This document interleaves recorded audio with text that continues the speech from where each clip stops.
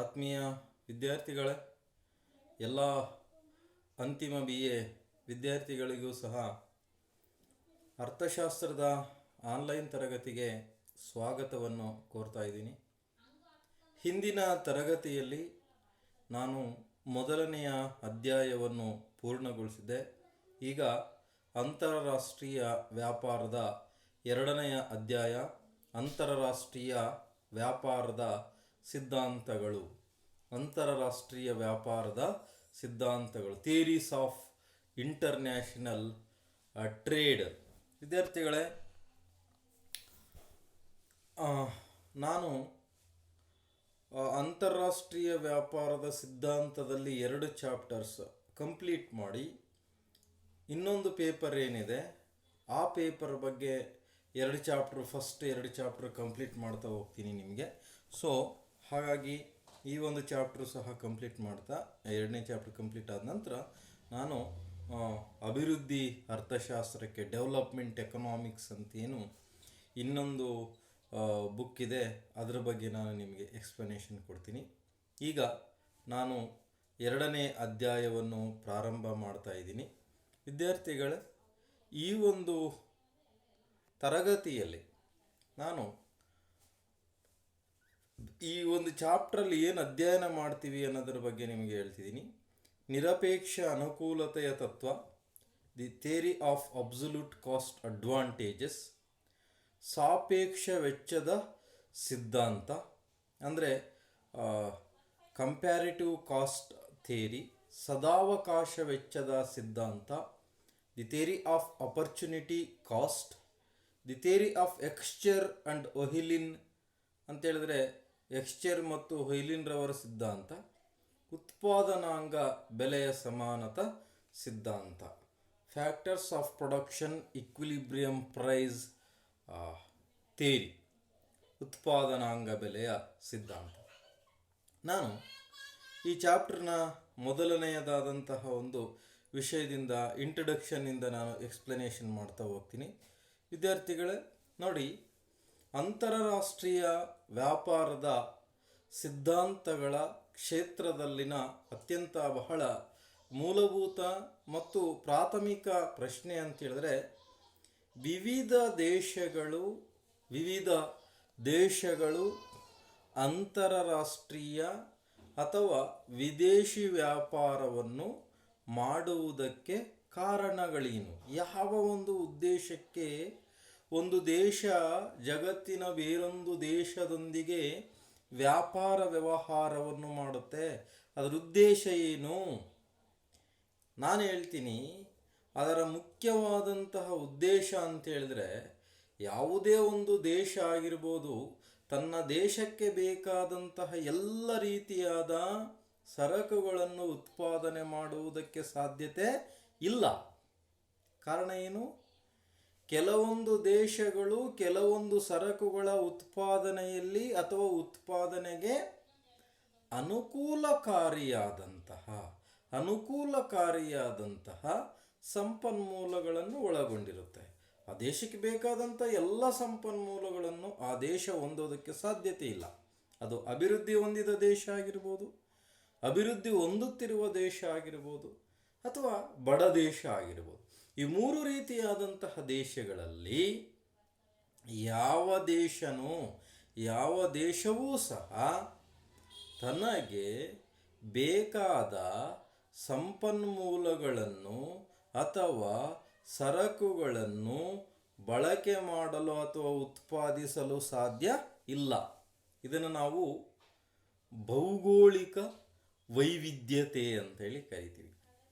Diversification in physical ಅಂತೇನು ಏನು ಕರಿತೀವಿ, ಭೌಗೋಳಿಕ ವೈವಿಧ್ಯತೆ, ಡೈವರ್ಸಿಫಿಕೇಶನ್ ಇನ್ ಜಿಯೋಗ್ರಾಫಿಕಲ್, ಭೌಗೋಳಿಕ ವೈವಿಧ್ಯತೆ ಏನಿದೆ, ಈ ಭೌಗೋಳಿಕ ವೈವಿಧ್ಯತೆಯ ಕಾರಣದಿಂದ ವಿವಿಧ ದೇಶಗಳು ಅಂತಾರಾಷ್ಟ್ರೀಯ ವ್ಯಾಪಾರದಲ್ಲಿ ತೊಡಗುತ್ತೆ. ನಾನು ಅದನ್ನು ನಿಮಗೆ ಇಲ್ಲಿ ತೋರಿಸ್ತೀನಿ. ನೋಡಿ, ಇಲ್ಲಿ ಯಾವ ದೇಶ ಯಾವ ಸರಕನ್ನು ಆಮದು ಮಾಡಿಕೊಳ್ಳುತ್ತದೆ ಮತ್ತು ಯಾವ ದೇಶ ಯಾವ ಸರಕುಗಳನ್ನು ರಫ್ತು ಮಾಡುತ್ತದೆ ಎಂಬುದು ಮತ್ತೊಂದು ಪ್ರಶ್ನೆ ಆಗಿದೆ. ಅಂತೇಳಿದ್ರೆ ಇಲ್ಲಿ ಎರಡು ದೇಶಗಳ ವ್ಯಾಪಾರದಲ್ಲಿ ತೊಡಗಿದಾಗ ಒಂದು ದೇಶ ಯಾವ ಸರಕುಗಳನ್ನು ರಫ್ತು ಮಾಡುತ್ತದೆ, ಒಂದು ದೇಶ ಯಾವ ವಸ್ತುಗಳನ್ನು ಅಥವಾ ಸರಕುಗಳನ್ನು ಆಮದು ಮಾಡಿಕೊಳ್ಳುತ್ತದೆ ಎಂಬುದು ಇಲ್ಲಿ ಮುಖ್ಯವಾದಂತಹ ಉದ್ದೇಶ ಆಗಿದೆ.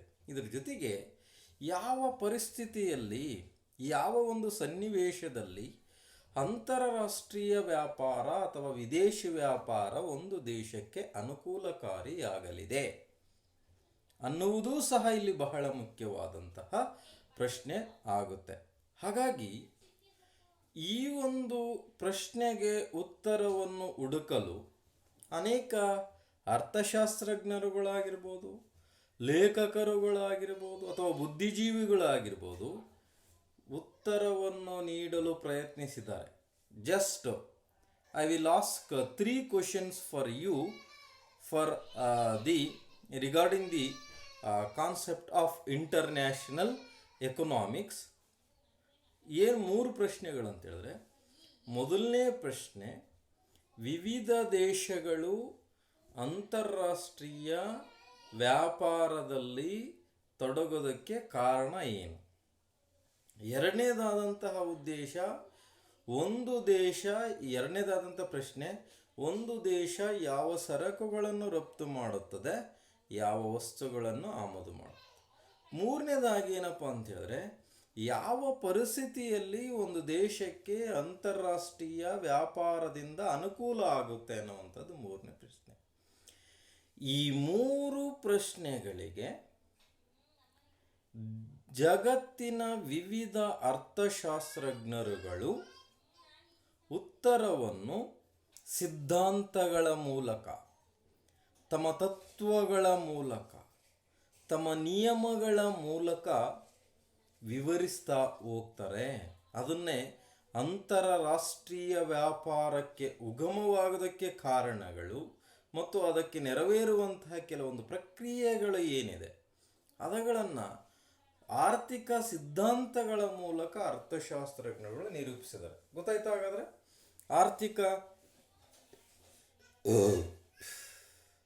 ಆರ್ಥಿಕ ಸಿದ್ಧಾಂತಗಳನ್ನು ಅರ್ಥಶಾಸ್ತ್ರಜ್ಞರುಗಳು ರೂಪಿಸುವುದಕ್ಕೆ ಕಾರಣಗಳು ಏನು? ಕಾರಣ ಇಷ್ಟೇ ವಿದ್ಯಾರ್ಥಿಗಳೇ, ಒಂದು ದೇಶ ಯಾವ ಸನ್ನಿವೇಶದಲ್ಲಿ ವ್ಯಾಪಾರವನ್ನು ಮಾಡಿದರೆ ಬೇರೊಂದು ದೇಶದೊಂದಿಗೆ ಆ ರಾಷ್ಟ್ರಕ್ಕೆ ಅಂತಾರಾಷ್ಟ್ರೀಯ ವ್ಯಾಪಾರದಿಂದ ಅನುಕೂಲ ಆಗುತ್ತೆ ಎಂಬುದನ್ನು ತಿಳಿಸೋದಕ್ಕೋಸ್ಕರ ಸಿದ್ಧಾಂತಗಳ ಮೂಲಕ ಅವರು ವಿವರಿಸ್ತಾ ಹೋಗ್ತಿದ್ದಾರೆ. ಇದು ಅಂತಾರಾಷ್ಟ್ರೀಯ ಆರ್ಥಿಕ ಸಿದ್ಧಾಂತಗಳ ಬಗ್ಗೆ ಇರುವಂತಹ ಪೀಠಿಕೆಯ ಭಾಗ. ನಾನು ಈಗ ಒನ್ ಬೈ ಒನ್ನು ಎಕ್ಸ್ಪ್ಲನೇಷನ್ ಕೊಡ್ತಾ ಹೋಗ್ತೀನಿ. ಮೊದಲನೇದು ನಿರಪೇಕ್ಷ ವೆಚ್ಚದ ತತ್ವ ಅಥವಾ ನಿರಪೇಕ್ಷ ಅನುಕೂಲತೆಯ ತತ್ವ. ಇದು ಅಂತಾರಾಷ್ಟ್ರೀಯ ವ್ಯಾಪಾರದ ಸಿದ್ಧಾಂತಗಳಲ್ಲಿ ಮೊದಲನೆಯದಾದಂತಹ ಸಿದ್ಧಾಂತ ಆಗಿದೆ, ನಿರಪೇಕ್ಷ ಅನುಕೂಲತೆಯ ತತ್ವ.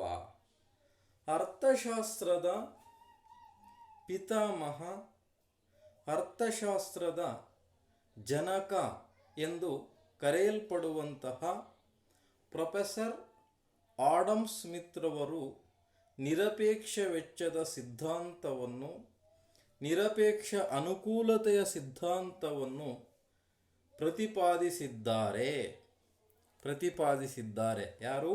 ಆಡಮ್ ಸ್ಮಿತ್ ರವರು. ನೋಡಿ, ನಾವೀಗಾಗಲೇ ತಿಳ್ಕೊಂಡಂತೆ ಆಡಮ್ ಸ್ಮಿತ್ ರವರು ತಮ್ಮ ಆರ್ಥಿಕ ಸಿದ್ಧಾಂತದಲ್ಲಿ ಮುಕ್ತ ವ್ಯಾಪಾರ ಪದ್ಧತಿಯನ್ನು ಪ್ರತಿಪಾದನೆ ಮಾಡ್ತಾರೆ. ಎಂತಹ ವ್ಯಾಪಾರ ಪದ್ಧತಿ?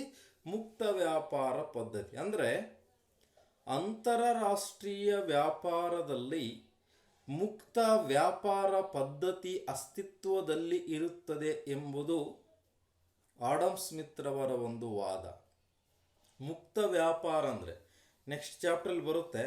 ಚಾಪ್ಟರ್ ಒಂದು ಕಾನ್ಸೆಪ್ಟೇ ಇದೆ. 15-20 ಮಾರ್ಕ್ಸ್ಗೆ ಒಂದು ಮುಕ್ತ ವ್ಯಾಪಾರದ ಬಗ್ಗೆ ನಾವು ತಿಳ್ಕೊಳ್ತೀವಿ. ಹಂಗಂದ್ರೆ ಏನು, ಅನುಕೂಲ ಅಂದರೆ ನಾನು ಜಸ್ಟ್ ಹೇಳ್ತೀನಿ.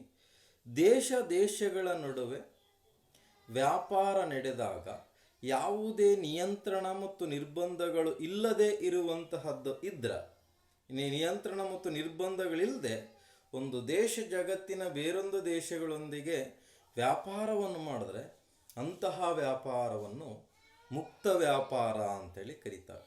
ಯಾರು?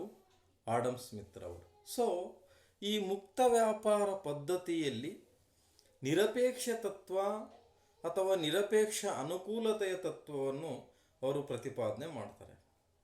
ಆಡಮ್ ಸ್ಮಿತ್ ರವರು 1776ರಲ್ಲಿ ಒಂದು ಗ್ರಂಥವನ್ನು ಬರೀತಾರೆ, ರಾಷ್ಟ್ರಗಳ ಸಂಪತ್ತು, ದಿ ವೆಲ್ತ್ ಆಫ್ ನೇಷನ್ಸ್ ಎಂಬ ಗ್ರಂಥವನ್ನು ಬರೀತಾರೆ. ಈ ಗ್ರಂಥದಲ್ಲಿ ನಿರಪೇಕ್ಷ ಅನುಕೂಲತೆಯ ತತ್ವವನ್ನು ಅಥವಾ ನಿರಪೇಕ್ಷ ವೆಚ್ಚದ ತತ್ವವನ್ನು ಪ್ರತಿಪಾದನೆ ಮಾಡ್ತಾರೆ. ಅವ್ರ ಪ್ರಕಾರ ವಿವಿಧ ದೇಶಗಳ ನಡುವಿನ ವ್ಯಾಪಾರದ ಮೇಲೆ ಯಾವುದೇ ರೀತಿಯಾದಂತಹ ನಿಯಂತ್ರಣ ಮತ್ತು ನಿರ್ಬಂಧಗಳಿರಬಾರದು. ಅಂದರೆ ನಾನು ಈಗಾಗಲೇ ಹೇಳಿದ್ದೀನಿ ಅದನ್ನು, ಮುಕ್ತ ವ್ಯಾಪಾರ ನೀತಿ ಅಂದರೆ ಒಂದು ದೇಶ ಬೇರೊಂದು ದೇಶಕ್ಕೆ ಸರಕುಗಳನ್ನು ರಫ್ತು ಮಾಡಿದಾಗ ಅಥವಾ ಒಂದು ದೇಶ ಬೇರೊಂದು ದೇಶದಿಂದ ಸರಕುಗಳನ್ನು ಆಮದು ಮಾಡಿಕೊಂಡಾಗ ಯಾವುದೇ ರೀತಿಯಾದಂತಹ ಸುಂಕಗಳನ್ನು ವಿಧಿಸುವುದಾಗಲಿ, ಕೋಟಾಗಳನ್ನು ವಿಧಿಸುವುದಾಗಲಿ, ನಿಯಂತ್ರಣಗಳನ್ನು ಮಾಡುವುದಾಗಲಿ ಮಾಡಂಗಿಲ್ಲ. ಅದನ್ನೇ ನಿಯಂತ್ರಣ ಮತ್ತು ನಿರ್ಬಂಧ ಅಂತೇಳಿ ಕರಿತೀವಿ. ಆರ್ಥಿಕ ವ್ಯವಸ್ಥೆ ಅನ್ನುವಂತಹದ್ದು ಸ್ವಯಂಚಾಲಿತವಾದದ್ದು. ಅಂದರೆ ನಾವು ಸ್ವಯಂಚಾಲಿತವಾಗಿ ನಮಗೆ ಜೀವನಕ್ಕೆ ಬೇಕಾಗಿ ವಸ್ತುಗಳನ್ನು ಕೊಂಡುಕೊಳ್ತೀವಿ, ಅದೇ ರೀತಿ ಅನುಭೋಗ ಆಗುತ್ತೆ, ಮಾರಾಟ ಆಗುತ್ತೆ, ಉತ್ಪಾದನೆ ಆಗುತ್ತೆ, ಮತ್ತೆ ಅನುಭೋಗ, ಮಾರಾಟ, ಉತ್ಪಾದನೆ, ಈ ರೀತಿ ಸ್ವಯಂಚಾಲಿತವಾಗಿರುತ್ತೆ. ಇದ್ರ ಜೊತೆಗೆ ವಿವಿಧ ವ್ಯಕ್ತಿಗಳ ನಡುವೆ ಹಿತಾಸಕ್ತಿಗಳಲ್ಲಿ ಹೊಂದಾಣಿಕೆ ಸಾಧ್ಯವಿರೋದ್ರಿಂದಾಗಿ ಮುಕ್ತ ವ್ಯಾಪಾರ ಇರುತ್ತೆ ಅಂಥೇಳಿ ಅವ್ರು ಹೇಳ್ತಾರೆ. ಮಸ್ಟ್ ಕಾನ್ಸೆಪ್ಟ್ ಇದು, ಮುಕ್ತ ವ್ಯಾಪಾರ ಇರುತ್ತೆ. ಹಾಗಾದರೆ ಏನು ನಿರಪೇಕ್ಷ ವೆಚ್ಚದ ತತ್ವ ಅಂದರೆ? ನೋಡಿ, ಒಂದು ದೇಶ ಜಗತ್ತಿನ ಬೇರೆಲ್ಲ ದೇಶಗಳಿಗಿಂತ ಕಡಿಮೆ ವೆಚ್ಚದಲ್ಲಿ ಉತ್ಪಾದಿಸುವ ಸರಕನ್ನು ತನ್ನ ದೇಶದಲ್ಲಿ ಉತ್ಪಾದನೆ ಮಾಡಿ, ತಾನು ಕಡಿಮೆ ವೆಚ್ಚದಲ್ಲಿ ಉತ್ಪಾದಿಸುವ ಸರಕು ಯಾವ ದೇಶದಲ್ಲಿ ಉತ್ಪಾದನೆಗೆ ಹೆಚ್ಚು ವೆಚ್ಚ ತಗಲುತ್ತೋ ಆ ದೇಶಕ್ಕೆ ರಫ್ತು ಮಾಡುವುದು, ತನ್ನಲ್ಲಿ ಕೊರತೆ ಇರುವ, ತಾನು ಉತ್ಪಾದನೆ ಮಾಡಿದರೆ ಹೆಚ್ಚು ವೆಚ್ಚ ಬರುವಂತಹ ಸರಕನ್ನು ಬೇರೆ ದೇಶದಿಂದ ಆಮದು ಮಾಡಿಕೊಳ್ಳುವುದು. I repeat once again. ನೋಡಿ, ಒಂದು ದೇಶ ಜಗತ್ತಿನ ಬೇರೆಲ್ಲ ದೇಶಗಳಿಗಿಂತ ಕಡಿಮೆ ವೆಚ್ಚದಲ್ಲಿ ಉತ್ಪಾದಿಸಲು ಸಾಧ್ಯವಿರುವ ಸರಕುಗಳನ್ನು ಬೇರೆ ದೇಶಗಳಿಗೆ ರಫ್ತು ಮಾಡಿ ತನ್ನಲ್ಲಿ ಹೆಚ್ಚು ವೆಚ್ಚ ತಗಲುವ ಸರಕನ್ನು, ತಾನು ಯಾವ ವಸ್ತು ಹೆಚ್ಚು ವೆಚ್ಚ ತಗಲುತ್ತೋ ಅಂತಹ ವಸ್ತುವನ್ನು ಯಾವ ದೇಶದಲ್ಲಿ ಕಡಿಮೆ ವೆಚ್ಚ ತಗಲುತ್ತೋ ಅಂತಹ ದೇಶದಿಂದ ಆಮದು ಮಾಡಿಕೊಳ್ಳಾಗುತ್ತೆ. ಇದನ್ನೇ ನಾವು ನಿರಪೇಕ್ಷ ಅನುಕೂಲತೆ. ನಿರಪೇಕ್ಷ ಅನುಕೂಲತೆ ಅಂದ್ರೇನು? ಕಡಿಮೆ ವೆಚ್ಚ, ಕಡಿಮೆ ಉತ್ಪಾದನಾ ವೆಚ್ಚ. ಈಗ ನಾವು ಕಡಿಮೆ ಉತ್ಪಾದನಾ ವೆಚ್ಚದಿಂದ ವಸ್ತುಗಳನ್ನು ಉತ್ಪಾದನೆ ಮಾಡ್ತೀವಿ, ಅದನ್ನೇ ನಿರಪೇಕ್ಷ ಅನುಕೂಲತೆ ಅಂತ ಹೇಳಿ ಕರಿತೀವಿ. ಗೊತ್ತಾಯ್ತಾ? ಈ ನಿರಪೇಕ್ಷ ಅನುಕೂಲತೆ ಇರುವ ಸರಕನ್ನು ಉತ್ಪಾದಿಸಿ ಜಗತ್ತಿನಲ್ಲಿ ನಿರಪೇಕ್ಷ ಅನಾನುಕೂಲತೆ ಅಂದರೆ ಹೆಚ್ಚು ವೆಚ್ಚ ತಗಲುವ ಸರಕುಗಳು ಒಳಗೊಂಡಿರುವಂಥ ದೇಶಗಳಿಗೆ ರಫ್ತು ಮಾಡೋದು, ತನ್ನಲ್ಲಿ ನಿರಪೇಕ್ಷ ಅನಾನುಕೂಲತೆ ಇರುವಂತಹ ಅಂದರೆ ತನ್ನಲ್ಲಿ ಹೆಚ್ಚು ವೆಚ್ಚ ತಗಲುವಂತಹ ವಸ್ತುವನ್ನು ನಿರಪೇಕ್ಷ ಅನುಕೂಲತೆ ಇರುವ ದೇಶದಿಂದ, ಅಂದರೆ ಯಾವ ದೇಶದಲ್ಲಿ ಕಡಿಮೆ ವೆಚ್ಚದಲ್ಲಿ ವಸ್ತುಗಳನ್ನು ಉತ್ಪಾದನೆ ಮಾಡ್ತಾರೆ, ತನ್ನ ದೇಶದಲ್ಲಿ ಕೊರತೆ ಇರುವ ಹೆಚ್ಚು ವೆಚ್ಚ ತಗಲುವಂಥ ಸರಕನ್ನು ಆ ದೇಶದಿಂದ ಆಮದು ಮಾಡಿಕೊಳ್ಳೋದು. ಇದನ್ನೇ ನಿರಪೇಕ್ಷ ವೆಚ್ಚದ ಅನುಕೂಲತೆಯ ತತ್ವ ಅಂತ ಹೇಳಿ ಕರಿತೀವಿ. ಸ್ಟೂಡೆಂಟ್ಸ್, ಇದು ಬಹಳ ಇಂಟ್ರೊಡಕ್ಷನಲ್ಲಿ ಇಷ್ಟು ಬರೀಲೇಬೇಕಾಗುತ್ತೆ. ನೆಕ್ಸ್ಟು ಅದನ್ನೇ ನಾವು ಒಂದು ಸರಕಿನ ಉತ್ಪಾದನೆಯಲ್ಲಿ ಬೇರೊಂದು ದೇಶಕ್ಕಿಂತ ನಿರಪೇಕ್ಷ ಅನುಕೂಲತೆ ಅಂತ ಹೇಳಿದ್ರೆ ಕಡಿಮೆ ವೆಚ್ಚ, ಮತ್ತು ಆ ದೇಶ ಇನ್ನೊಂದು ಸರಕಿನ ಉತ್ಪಾದನೆಯಲ್ಲಿ ಇತರೆ ದೇಶಕ್ಕಿಂತ ನಿರಪೇಕ್ಷ ಅನುಕೂಲತೆ ಏನು ಅಂದರೆ ಎರಡೂ ದೇಶಗಳು ವ್ಯಾಪಾರದಲ್ಲಿ ತೊಡಗಿದಾಗ ಎರಡಕ್ಕೂ ಅನುಕೂಲ ಆಗುತ್ತೆ ಅನ್ನುವಂತಹದ್ದನ್ನು ಆಡಮ್ ಸ್ಮಿತ್ ರವರು ವಿವರಿಸಿದ್ದಾರೆ. ವಿದ್ಯಾರ್ಥಿಗಳೇ, ಆಡಮ್ ಸ್ಮಿತ್ ರವರು ಈ ನಿರಪೇಕ್ಷ ವೆಚ್ಚದ ಅನುಕೂಲತೆಯ ಸಿದ್ಧಾಂತದಲ್ಲಿ ಶ್ರಮ ವಿಭಜನೆ ಎನ್ನುವಂತಹ ಕಲ್ಪನೆಯನ್ನು ಪ್ರತಿಪಾದಿಸಿದ್ದಾರೆ. ಶ್ರಮ ವಿಭಜನೆ ಎನ್ನುವಂತಹ ಕಲ್ಪನೆಯನ್ನು ಏನು ಮಾಡಿದರೆ ಪ್ರತಿಪಾದಿಸಿದ್ದಾರೆ. ಗೊತ್ತಾಯ್ತಾ? ಇಲ್ಲಿ ಶ್ರಮ ವಿಭಜನೆ ಅಂದರೆ ಏನು? ಒಂದು ನಿರ್ದಿಷ್ಟವಾದ ಕೆಲಸವನ್ನು ವಿವಿಧ ಕಾರ್ಮಿಕರ ನಡುವೆ ಹಂಚಿಕೆ ಮಾಡುವುದನ್ನು ಶ್ರಮ ವಿಭಜನೆ ಅಂತೇಳಿ ಕರಿತೀವಿ. ಹಾಗಾಗಿ ಈ ನಿರಪೇಕ್ಷ ಅನುಕೂಲತೆಯ ಸಿದ್ಧಾಂತವನ್ನು ಶ್ರಮ ವಿಭಜನೆಯ ಅಂತಾರಾಷ್ಟ್ರೀಯ ವಿಸ್ತರಣೆ, ಶ್ರಮ ವಿಭಜನೆಯ ಅಂತಾರಾಷ್ಟ್ರೀಯ ವಿಸ್ತರಣೆ ಅಂತೇಳಿ ನಾವು ಕರಿತೀವಿ. ಗೊತ್ತಾಯ್ತಾ? ಹಾಗಾದರೆ ಇದನ್ನು ಒಂದು ಪಟ್ಟಿಯ ಮೂಲಕ ವಿವರಿಸಲಾಗುತ್ತೆ. ಯಾವುದನ್ನು? ನಿರಪೇಕ್ಷ ವೆಚ್ಚದ ಅನುಕೂಲತೆಯ ತತ್ವವನ್ನು ಒಂದು ಪಟ್ಟಿಯ ಮೂಲಕ ವಿವರಿಸಲಾಗುತ್ತೆ. ನೋಡಿ, ಈ ಆಡಮ್ ಸ್ಮಿತ್ ರವರ ನಿರಪೇಕ್ಷ ವೆಚ್ಚದ ಸಿದ್ಧಾಂತದಲ್ಲಿ ಎರಡು ದೇಶಗಳು ಎರಡು ವಸ್ತುಗಳನ್ನು ಉದಾಹರಣೆಯಾಗಿ ತೆಗೆದುಕೊಳ್ಳಲಾಗಿದೆ. ಉದಾಹರಣೆ, ಇಲ್ಲಿ ಎರಡು ದೇಶಗಳು ಯಾವಪ್ಪ ಅಂತ ಹೇಳಿದ್ರೆ ಜಪಾನ್ ದೇಶ ಮತ್ತು ಅಮೇರಿಕಾ ದೇಶ. ಅಲ್ಲಿ ಕೆಳಗಡೆ ಕಾಣ್ತಿದೆ ಜಪಾನ್ ದೇಶ ಮತ್ತು ಅಮೇರಿಕಾ ದೇಶ. ಎರಡು ವಸ್ತುಗಳು ಯಾವಪ್ಪ ಅಂತ ಹೇಳಿದ್ರೆ ಇಲ್ಲಿ ಬಟ್ಟೆ ಮತ್ತು ಗೋಧಿ, cotton and wheat, cloth and wheat, ಬಟ್ಟೆ ಮತ್ತು ಗೋಧಿಯನ್ನು ತೆಗೆದುಕೊಳ್ಳಲಾಗಿದೆ. ಮತ್ತು ಶ್ರಮ ಉತ್ಪಾದಿಸುವ ಘಟಕಗಳನ್ನು ಇಲ್ಲಿ ಉದಾಹರಣೆಯಾಗಿ ತೆಗೆದುಕೊಳ್ಳಲಾಗಿದೆ. ನೋಡಿ, ನಾನು ಈ ಪಟ್ಟಿಯನ್ನು ಎಕ್ಸ್ಪ್ಲೈನ್ ಮಾಡ್ತೀನಿ. ಒಂದು ಯೂನಿಟ್ ಶ್ರಮದಲ್ಲಿ ಉತ್ಪಾದಿಸಲಾಗುವ ಗೋಧಿಯ ಪ್ರಮಾಣ, ಒಂದು ಯೂನಿಟ್ ಶ್ರಮ ಅಂತೇಳಿದ್ರೆ 10 ಜನರದ್ದು ಒಂದು ಯೂನಿಟ್ ಅಂತೇಳಿ ನಾವು ಉದಾಹರಣೆಯಾಗಿ ನಾವೇ ತಿಳ್ಕೊಳ್ಳೋಣ. 10 ಜನರು ಒಂದು ದಿವಸದಲ್ಲಿ ಜಪಾನ್ ದೇಶದಲ್ಲಿ 10 ವಸ್ತುಗಳನ್ನು ಉತ್ಪಾದನೆ ಮಾಡ್ತಾರೆ. ಅಮೇರಿಕಾ ದೇಶದಲ್ಲಿ 4 ಯೂನಿಟ್ ಪ್ರಮಾಣದಲ್ಲಿ ಗೋಧಿಯನ್ನು ಉತ್ಪಾದನೆ ಮಾಡ್ತಾರೆ. ನೆಕ್ಸ್ಟ್ ಎರಡನೇ ಸ್ಟೆಪ್ಗೆ ಬರ್ತೀವಿ ನಾವು. ಒಂದು ಯೂನಿಟ್ ಶ್ರಮದಲ್ಲಿ ಉತ್ಪಾದಿಸಲಾಗುವ ಬಟ್ಟೆಯ ಪ್ರಮಾಣ ಜಪಾನ್ ದೇಶದಲ್ಲಿ 3 ಯೂನಿಟ್, ಅಮೇರಿಕಾದಲ್ಲಿ 7 ಯೂನಿಟ್. ನೋಡಿ, ಇಲ್ಲಿ ಕಡಿಮೆ ವೆಚ್ಚದಲ್ಲಿ ಅಂತೇಳಿದ್ರೆ ಜಪಾನ್ ದೇಶ, ನೋಡಿ ಈ ಜಪಾನ್ ದೇಶ 1 ಯೂನಿಟ್ ಶ್ರಮದಲ್ಲಿ 10 ಯೂನಿಟ್ ಗೋಧಿಯನ್ನು 3 ಯೂನಿಟ್ ಬಟ್ಟೆಯನ್ನು ಉತ್ಪಾದನೆ ಮಾಡುತ್ತೆ.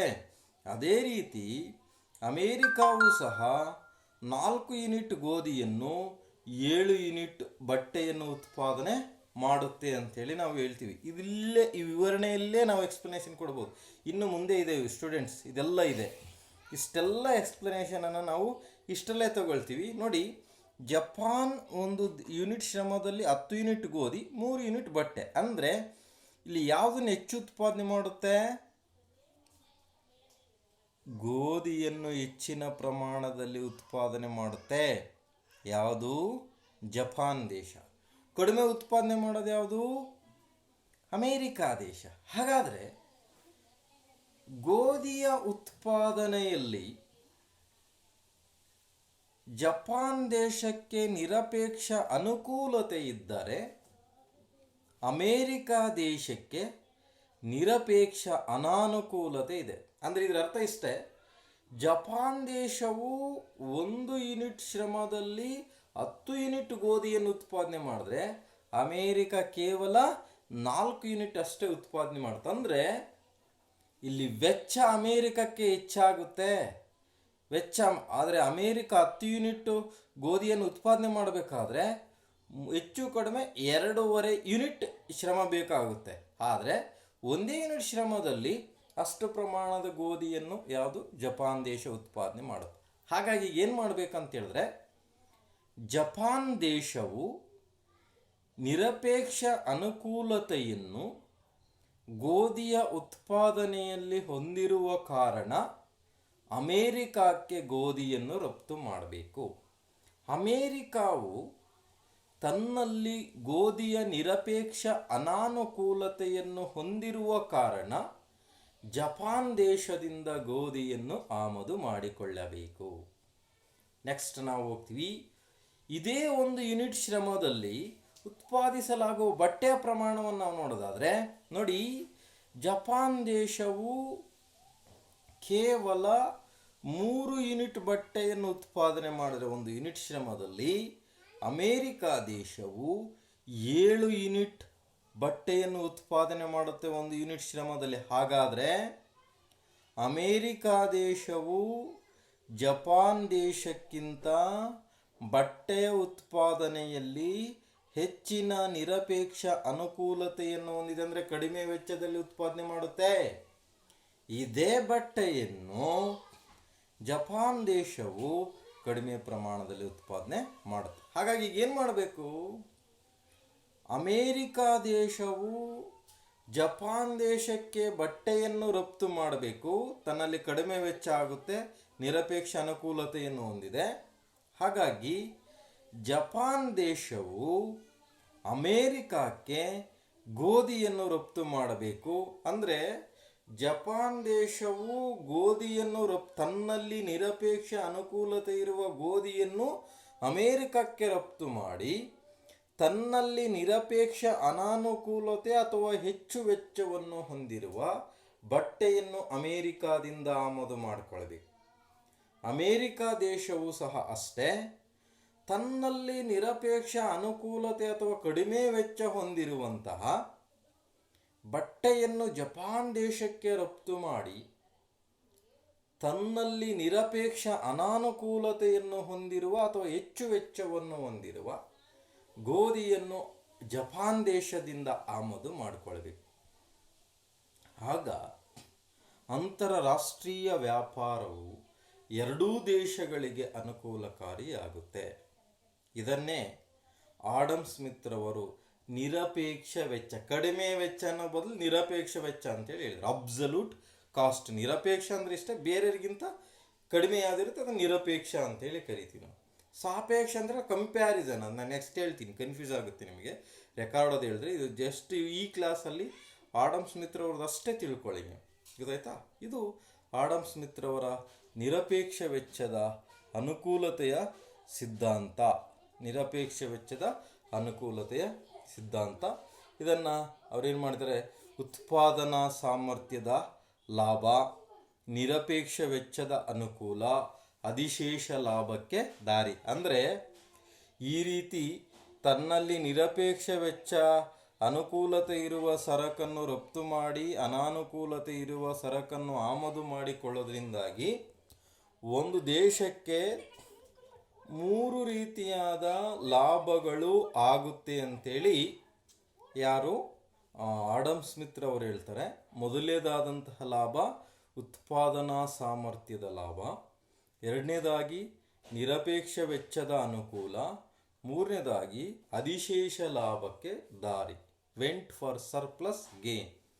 ಉತ್ಪಾದನಾ ಸಾಮರ್ಥ್ಯದ ಲಾಭ ಅಂತ ಹೇಳಿದ್ರೆ ನೋಡಿ, ಉತ್ಪಾದನಾ ಸಾಮರ್ಥ್ಯ ಅಂತ ಹೇಳಿದ್ರೆ ಕಡಿಮೆ ವೆಚ್ಚದಲ್ಲಿ ಹೆಚ್ಚಿನ ವಸ್ತುಗಳನ್ನು ಉತ್ಪಾದನೆ ಮಾಡಿರುವ ಕಾರಣದಿಂದಾಗಿ ಒಂದು ದೇಶಕ್ಕೆ ವಿದೇಶಿ ವ್ಯಾಪಾರದಿಂದ ಹೆಚ್ಚು ಲಾಭ ಆಗುತ್ತೆ. ಫಾರ್ ಎಕ್ಸಾಂಪಲ್, ಜಪಾನ್ ದೇಶ ಗೋಧಿಯ ಉತ್ಪಾದನಾ ಸಾಮರ್ಥ್ಯ ಹೆಚ್ಚಿರುವ ಕಾರಣದಿಂದ ಅದು ಗೋಧಿಯನ್ನು ಮಾರಾಟ ಮಾಡಿ ಲಾಭ ಗಳಿಸಿದ್ರೆ, ಅಮೇರಿಕಾ ದೇಶ ಬಟ್ಟೆಯ ಉತ್ಪಾದನಾ ಸಾಮರ್ಥ್ಯ ಹೆಚ್ಚಿರುವ ಕಾರಣದಿಂದಾಗಿ ಅದು ಬಟ್ಟೆಯನ್ನು ಮಾರಾಟ ಮಾಡಿ ಲಾಭವನ್ನು ಗಳಿಸುತ್ತೆ. ಇದನ್ನೇ ಉತ್ಪಾದನಾ ಸಾಮರ್ಥ್ಯದ ಲಾಭ. ಎರಡನೇದಾಗಿ ನಿರಪೇಕ್ಷ ವೆಚ್ಚದ ಅನುಕೂಲ. ನೋಡಿ, ನಾನು ಈಗಾಗಲೇ ಹೇಳಿದ್ದೀನಿ, ಕಡಿಮೆ ವೆಚ್ಚ. ಒಂದು ದೇಶ ಕಡಿಮೆ ವೆಚ್ಚದಲ್ಲಿ ವಸ್ತುಗಳನ್ನು ಉತ್ಪಾದನೆ ಮಾಡಿರುವ ಕಾರಣದಿಂದಾಗಿ ಆ ದೇಶಕ್ಕೆ ಅಂತಾರಾಷ್ಟ್ರೀಯ ವ್ಯಾಪಾರದಿಂದ ಅಧಿಕ ಲಾಭ ಆಗುತ್ತೆ. ನಾನು ಈಗಾಗಲೇ ಆ ಟೇಬಲಲ್ಲಿ ವಿವರಿಸಿದಂತೆ ಜಪಾನ್ ದೇಶಕ್ಕೆ ಗೋಧಿಯ ಉತ್ಪಾದನೆಯಲ್ಲಿ ನಿರಪೇಕ್ಷ ವೆಚ್ಚ ಅಂತೇಳಿದ್ರೆ ಕಡಿಮೆ ವೆಚ್ಚ ಇದ್ದರೆ, ಅಮೇರಿಕಾ ದೇಶಕ್ಕೆ ಬಟ್ಟೆಯ ಉತ್ಪಾದನೆಯಲ್ಲಿ ನಿರಪೇಕ್ಷ ವೆಚ್ಚ ಅಥವಾ ಕಡಿಮೆ ವೆಚ್ಚ ಒಳಗೊಂಡಿದೆ. ಲಾಸ್ಟ್ನೇದಾಗಿ ಅಧಿಶೇಷ ಲಾಭಕ್ಕೆ ದಾರಿ. ಅಧಿಶೇಷ ಲಾಭ ಅಂತ ಹೇಳಿದ್ರೆ ಏನು ಲಾಭವನ್ನು ಗಳಿಸ್ತಾರೋ ಆ ಗಳಿಸಿದಂತಹ ಲಾಭದಲ್ಲಿ ಬೇರೆ ಉತ್ಪಾದನಾ ಚಟುವಟಿಕೆಗಳನ್ನು ತೊಡಗಿಸೋದಕ್ಕೆ ಅನುಕೂಲ ಆಗುತ್ತೆ. ಅಂದರೆ ಅದೇ ಸರಕುಗಳ ಉತ್ಪಾದನಾ ಪ್ರಮಾಣವನ್ನು ಸಹ ಹೆಚ್ಚು ಮಾಡ್ಕೊಳ್ಳೋದಕ್ಕೆ ಸಾಧ್ಯತೆ ಆಗುತ್ತೆ. ನೀವು ಒಂದು ದೇಶಕ್ಕೆ ಅಂತಾರಾಷ್ಟ್ರೀಯ ವ್ಯಾಪಾರವನ್ನು ತೊಡಗೋದ್ರಿಂದಾಗಿ 3 ರೀತಿಯಾದಂತಹ ಲಾಭಗಳು ಆಗುತ್ತೆ. ಇದನ್ನೇ ನಾವು ಆಡಮ್ ಸ್ಮಿತ್ ರವರ ನಿರಪೇಕ್ಷ ವೆಚ್ಚದ ಸಿದ್ಧಾಂತ ಅಂತೇಳಿ ನಾವು ಕರಿತೀವಿ. ಇಲ್ಲಿ ನಿರಪೇಕ್ಷ ವೆಚ್ಚದ ಅನುಕೂಲತೆಯೊಂದೇ ಅಂತಾರಾಷ್ಟ್ರೀಯ ವ್ಯಾಪಾರದ ಬುನಾದಿ ಅಂತೇಳಿ ಯಾರು ಹೇಳ್ತಾರೆ? ಆಡಮ್ ಸ್ಮಿತ್ ರವರು ಹೇಳ್ತಾರೆ. ಇದು ಆಡಮ್ ಸ್ಮಿತ್ ರವರ ಸಿದ್ಧಾಂತ. ಇಷ್ಟನ್ನು ನೀವು ನಿರಪೇಕ್ಷ ವೆಚ್ಚದ ಅನುಕೂಲ ಸಿದ್ಧಾಂತದ ಬಗ್ಗೆ ವಿವರಣೆಯನ್ನು ನೀಡಬೇಕಾಗುತ್ತೆ. ಸ್ಟೂಡೆಂಟ್ಸ್, ಇದು 10 ಮಾರ್ಕ್ಸ್. ಇವೆಲ್ಲ ಸಿದ್ಧಾಂತಗಳು ವೆರಿ ಇಂಪಾರ್ಟೆಂಟ್. ಎಲ್ಲದನ್ನು ಕೇಳ್ತಾನೆ. 2, 5, 10 ಮಾರ್ಕ್ಸ್ ಎಲ್ಲದನ್ನು ಟಚ್ ಮಾಡ್ತಾರೆ. ಯಾವುದೇ ಸಿದ್ಧಾಂತ ಬಿಡಲ್ಲ. ನೋಡಿ, ನಿರಪೇಕ್ಷ ವೆಚ್ಚದ ಸಿದ್ಧಾಂತ, ಸಾಪೇಕ್ಷ ವೆಚ್ಚದ ಸಿದ್ಧಾಂತ, ಸದಾವಕಾಶ ವೆಚ್ಚದ ಸಿದ್ಧಾಂತ, ಎಕ್ಸ್ಚರ್ ಮತ್ತು ವಹಿಲಿನ್ರವರ ಸಿದ್ಧಾಂತ ಏನಿದೆ, ಎಲ್ಲ ಸಿದ್ಧಾಂತಗಳು ನಿಮ್ಮ ಕ್ವಶನ್ ಪೇಪರಲ್ಲಿ ಕೇಳ್ತಾನೆ. ಏಕೆಂತೇಳಿದ್ರೆ every one is very important in your exam ಅಂತೇಳಿದ್ರೆ ಬಹಳ ಒಂದು ಮುಖ್ಯವಾದಂತಹ ಒಂದು ಕಾನ್ಸೆಪ್ಟ್ ಆಗಿರುತ್ತೆ. ಎಲ್ಲದನ್ನು 5, 10 ಮಾರ್ಕ್ಸಿಗೆ ಕೇಳ್ತಾನೆ ಇರ್ತಾನೆ.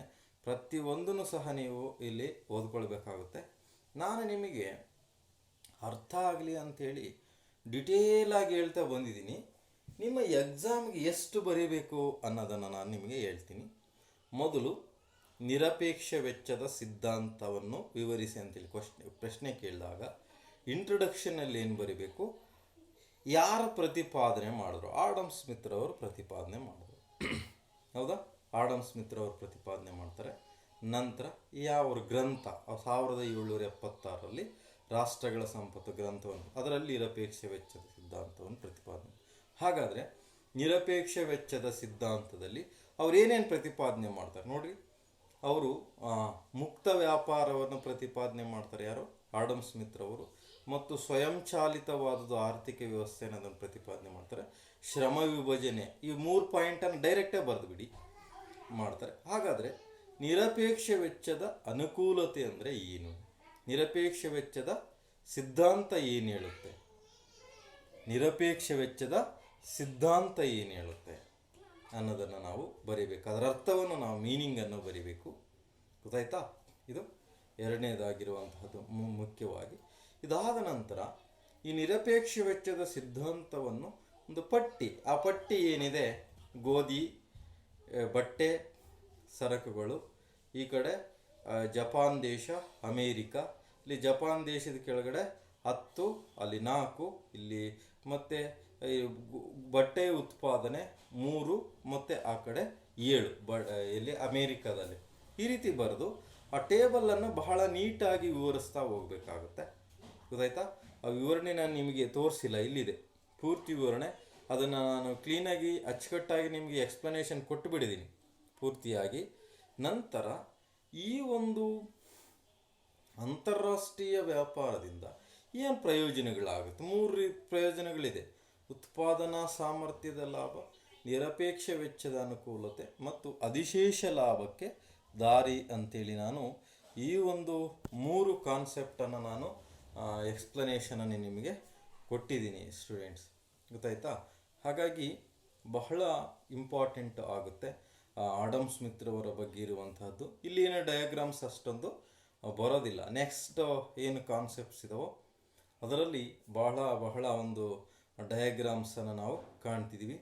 ನೋಡಿ, ನೆಕ್ಸ್ಟು ನಾವು ಸಾಪೇಕ್ಷ ವೆಚ್ಚದ ಸಿದ್ಧಾಂತ ಅಥವಾ ತುಲನಾತ್ಮಕ ವೆಚ್ಚದ ಸಿದ್ಧಾಂತ ಅಂತ ಹೇಳಿ ಕರಿತೀವಿ.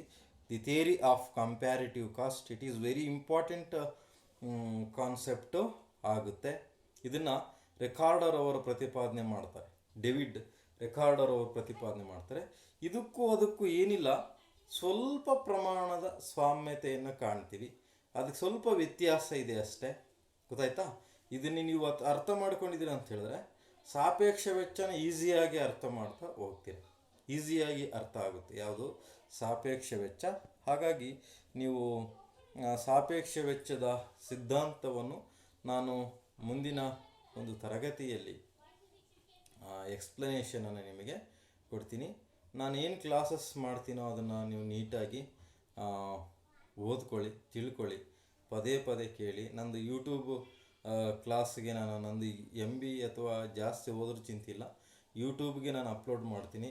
ಕಾರಣ ಇಷ್ಟೇ, ನಿಮಗೆ ಒಂದು ಕ್ಲಿಕ್ಕಲ್ಲಿ ನಿಮ್ಮದು ಯಾವುದೇ ರೀತಿಯಾದಂತಹ ಡಾಟಾ ಜಾಸ್ತಿ ಹೋಗದೆ ಯಾವಾಗ ಬೇಕಿದ್ದರೂ ಒಂದನ್ನು ಯಾವುದಾದ್ರೂ ನೀವು ಕ್ಲಿಕ್ ಮಾಡಿದಿರಿ ಅಂತ ಹೇಳಿದ್ರೆ ಅದರಲ್ಲಿ ಮೇಲೆ ವೀಡಿಯೋಸ್ಗೆ ಹೋದರೆ ಎಲ್ಲ ವೀಡಿಯೋಸು ನಿಮಗೆ ಗೊತ್ತಾಗುತ್ತೆ.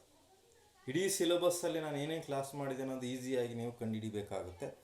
ನಾವು ಡೈರೆಕ್ಟಾಗಿ ವೀಡಿಯೋ ಅಪ್ಲೋಡ್ ಮಾಡಿದ್ರೆ ಏನಾಗುತ್ತೆ ಅಂತ ಹೇಳಿದ್ರೆ ಪ್ರತಿ ಸಲ ಅದನ್ನು ಮಾತ್ರ ಪ್ರೆಸ್ ಮಾಡಿದ್ರೆ ಮಾತ್ರ ಗೊತ್ತಾಗುತ್ತೆ, ಅದು ರಿವೈಂಡ್ ಹೊಡಿತಾ ಇರುತ್ತೆ, ಅದು ನಿಮ್ಮದು MB ಹೋಗ್ತಾನೆ ಇರುತ್ತೆ, ಭಾಳ ಬೇಕು. ಆದರೆ ನನ್ನ ಕ್ಲಾಸಸ್ಸನ್ನು ನೀವು ವೀಕ್ಷಿಸೋದಕ್ಕೆ ಯಾವುದೇ ರೀತಿಯಾದಂತಹ ಕಡಿಮೆ ಡಾಟಾ ಇದ್ದರೆ ಸಾಕು, ಈಸಿಯಾಗಿ ನೀವು ಕ್ಲಾಸಸ್ಸನ್ನು ಕೇಳ್ಬೋದು. ಆ ಒಂದು ಉದ್ದೇಶದಿಂದಾಗಿ ನಾನು ಯೂಟ್ಯೂಬ್ಗೆ ಅಪ್ಲೋಡ್ ಮಾಡ್ತಾಯಿದ್ದೀನಿ, ಕ್ಲಾಸ್ ಮಾಡಿ ಇರಲಿ. ಮುಂದಿನ ತರಗತಿಯಲ್ಲಿ ನಾನು ಇದನ್ನು ಇನ್ನುಳಿದಂತಹ ಸಾಪೇಕ್ಷ ವೆಚ್ಚದ ಸಿದ್ಧಾಂತವನ್ನು ತಿಳಿಸ್ತೀನಿ. ಧನ್ಯವಾದಗಳು ಸ್ಟೂಡೆಂಟ್ಸ್. Thank you.